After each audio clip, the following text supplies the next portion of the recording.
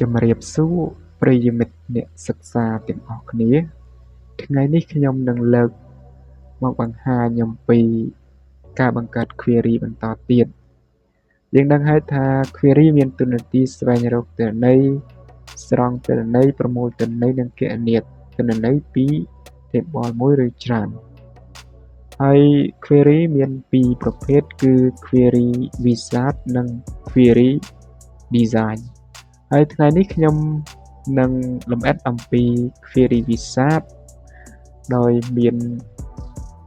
query wizard មានចំនួន4ប៉ុន្តែខ្ញុំបានធ្វើរួចមួយហើយទាក់ទងនឹង sample wizard ហ្នឹងហើយថ្ងៃនេះខ្ញុំនឹងលើកអំពី3ចំណុចទៀតដើម្បីមកចែកជូនបងប្អូនឥឡូវចូលមកអនុវត្តជាមួយខ្ញុំទាំងអស់គ្នាមុនដំបូងយើងចុចទៅលើ file យើងបើកមកដោយខ្ញុំបានដាក់ឈ្មោះ file រួចរាល់ហើយខ្ញុំគ្រាន់តែ double click លើវាទៅ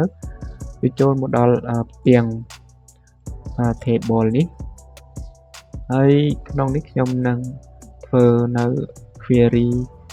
ចំណុចទី1គឺយើងចុចលើនេះជា table ឈ្មោះហ្នឹងហើយយើងយក create ទៅមកទៀតយើងចុចលើ query wizard ហើយនៅក្នុងនេះវាមានចំនួន4ប៉ុន្តែខ្ញុំបានធ្វើបង្ហាញបងប្អូនរួចហើយក្នុងវីដេអូមុនតែខ្ញុំនឹងបន្តធ្វើចំណុចមួយទៀតទាក់ទងជាមួយនឹង cross state query wizard យើងគ្រាន់តែចុចOK មកហើយយើងជ្រើសរើសនៅ table ដែលយើងចង់បង្ហាញហើយបន្តមកទៀតយើងយក title select លើ salary ដើម្បីយើងចង់ស្រង់ឬក៏ចង់មើលហើយបន្តមកទៀតយើងចុច next ហើយយើងយក page ដើម្បីបង្ហាញតើមានប្រុសប្រមាណស្រីប្រមាណបន្តមកទៀតយើងចុច next ហើយយើងចុចលើ count នេះមកហើយយើងដោះ click បន្តមកទៀតយើងចុច next ហើយ finish នោះវានឹងបាន title salary head m ប្រុស f ស្រីអញ្ចឹងគឺយើងឃើញថា accountant នេះគឺស្រីម្នាក់អញ្ចឹងតែមួយទៀតប្រុសម្នាក់អញ្ចឹងតែអញ្ចឹង cleaner ប្រុសអញ្ចឹងតែនេះគឺយើងចង់បង្ហាញអំពី title និង salary ឥឡូវទាក់ទងនឹងមួយទៀត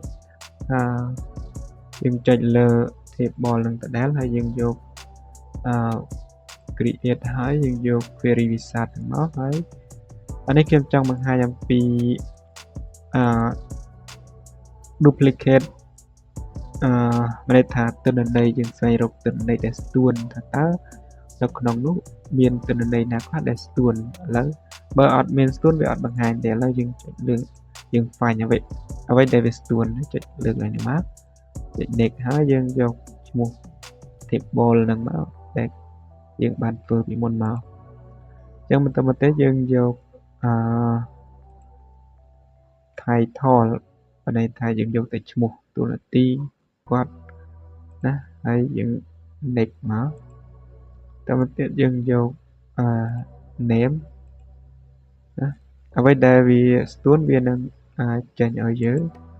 តទៅទៀតឲ្យយើងដាក់ឈ្មោះតែខ្ញុំគ្រាន់តែឧទាហរណ៍ខ្ញុំមិនបានដាក់ឈ្មោះទេអញ្ចឹងបានន័យថាtitle នេះគឺមានស្ទួនគ្នាបើតែតួនាទីនឹងគាត់អាចធ្វើ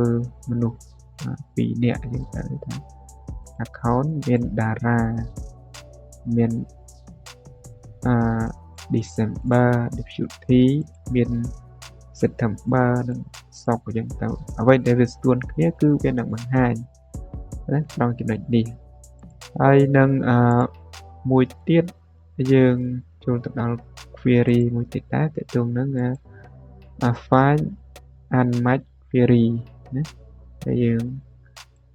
តែអ្វីដែលយើងមិនបានដាក់គួងវាតែមិនយើងយក student ណាហើយយើងយក study ដើម្បីឲ្យមានទំនាក់ទំនងគ្នាទៅមកទៀតយើងចុច next ទៀតមកយើងចង់បង្ហាញអីគេ student ID ណា student name ហើយនឹង place តែយើងចង់បង្ហាញចង់ឲ្យឃើញលទ្ធផលឬក៏បង្ហាញអីហើយខ្ញុំយក3ចឹងមាន student ID student name និងplace of birth ហើយយើងចុចអានេះដាក់ឈ្មោះតែខ្ញុំទុកអញ្ចឹងដោយសារខ្ញុំគ្រាន់តែឧទាហរណ៍តែមកទៀតវាមានវាបង្ហាញឈ្មោះឲ្យយើងណាទាក់ទងនឹង student ID លេខ3នេះឈ្មោះវាសនាហើយគាត់នៅណានៅបាត់ដំបងយើងតាសេមយ៉ាងមិនតែយើងស្វែងរកឈ្មោះអញ្ចឹងការបង្កើតនៅ query នឹងមានតែប៉ុណ្្នឹងឯងសូមអរគុណច្រើន